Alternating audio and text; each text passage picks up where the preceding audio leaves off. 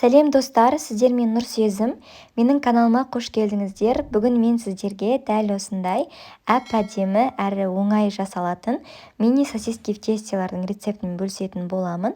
Видеоны соңына дейін қарап, менімен бірге жасап көріңіздер.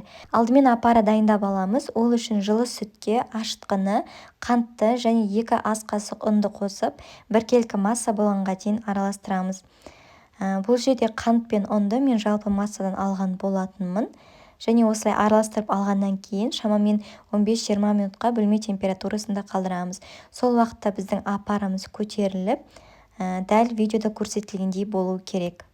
Міне апарамыз осылай дайын болды. Енді оны бөлек алып қоямыз. Және басқа таза ыдысқа жұмыртқамызды, қалған қантымызды және тұзды қосып араластырып аламыз. Және бөлме температурасында тұрған не болмаса ерітілген сары майды қосып араластырамыз. Және соңында біздің дайын тұрған апарамызды қосып, барлығы біркелкі болғанға дейін араластырып аламыз. Барлық қоспалардың мөлшерін жазбаша түрде описание бөлімінде қалдыратын боламын. Міндетті түрде сол жақтан қарап жасап көріңіздер.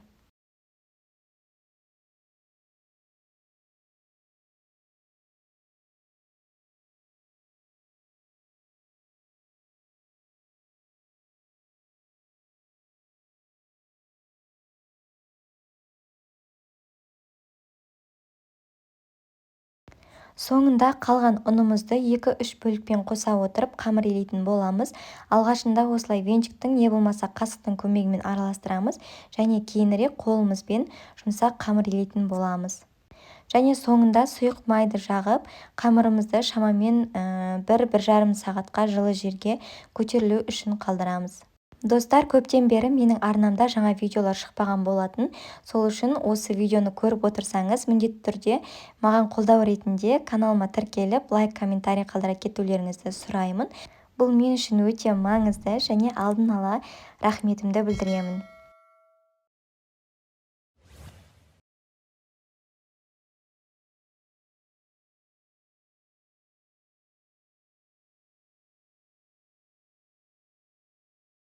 Қамырымыз көтерілем дегенше сосискалар дайындап аламыз.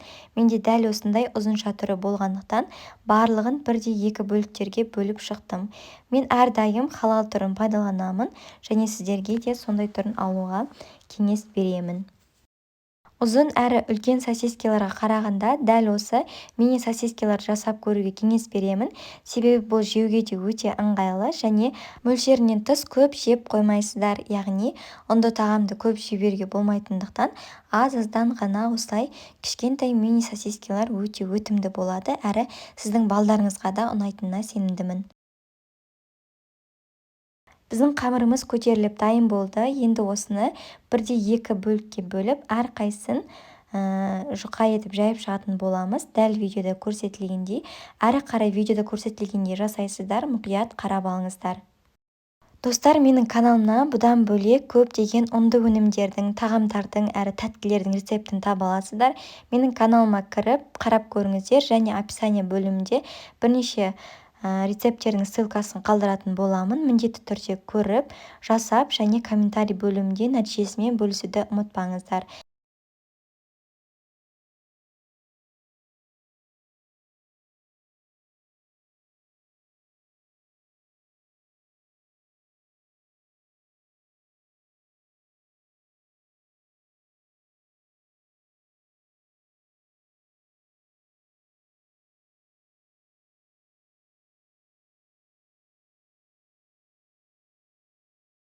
Өзімізге ыңғайлы болу үшін қамырымызды осылай 4-5 қылып жайып аламыз. Кейін қажетті бөліктерге бөлеміз. Мен бұл жерде бір қамырды 9 бөлікке бөлген болатынмын және осы қамырмен сосискиді орап шығамыз.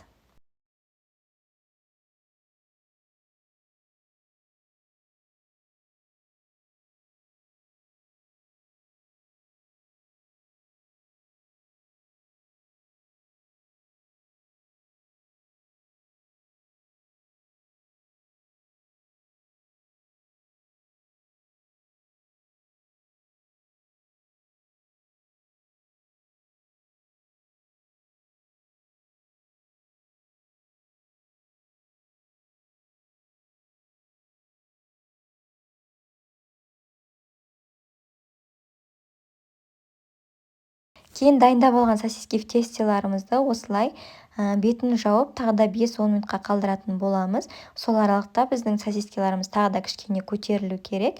Кейін бөлек ыдыста жұмыртқаның сарысы мен сүтті қосып араластырып аламыз және осыны бетіне жағып, оның үстіне кунжут сеуіп, қызып тұрған пеште 180 градуста шамамен 15-18 минутта пісіріп алатын боламыз. Дайын болғаннан кейін ыстық күйінде дастарханға ұсынсақ болады. Өте дәмді болып шығады. Кезіндегі мектептің сосискаларын есімізге түсіреді. Сол үшін міндетті түрде жасап, балаларыңызды қуантып қойыңыздар және комментарий бөлімінде нәтижесімен бөлісуді ұмытпаңыздар. Достар, егер видео ұнаған болса, рецепт ұнаған болса, міндетті түрде менің каналыма тіркеліп, лайк, комментарий қалдырып, маған қолдау көрсете отырыңыздар. Және алдағы уақытта бұдан бөлек көптеген рецептпен бөлісетін боламын. Сол үшін арнадан алыстамаңыздар және баршаңызға ас болсын.